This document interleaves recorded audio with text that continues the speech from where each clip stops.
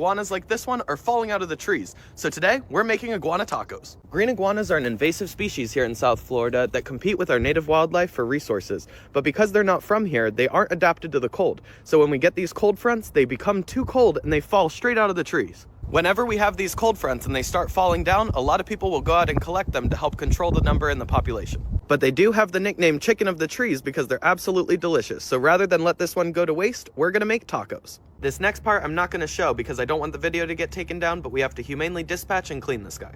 It's a good thing I managed to remove this one when I did, because inside I found over 20 eggs. So by removing this one iguana, we've actually saved the environment from over 20 iguanas come spring. And you guys know that I like to waste as little as possible. So in addition to making the tacos, I'm also gonna try to preserve the skin, and any leftovers are used as crab trap bait, so zero waste. First things first, I filled the pot with water and added onion, garlic, a bay leaf, and some salt, and we're gonna bring this to a simmer.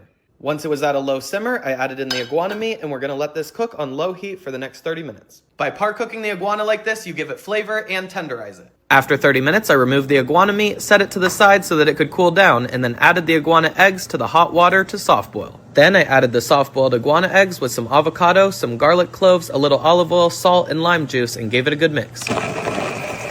Once it was done, I topped it with black pepper and lime, and we have our sauce. Next, I removed all the iguana meat from the bone, added in my favorite seasonings, and tossed it into the frying pan so that it could get nice and crispy. I like to let the edges crisp up until they look something like this. In the leftover oil, I crisped up some tortillas. Then I added in the iguana meat, topped it with some pickled red onions, jalapeno, and cilantro, and then drizzled on our sauce. And there we have it, iguana tacos.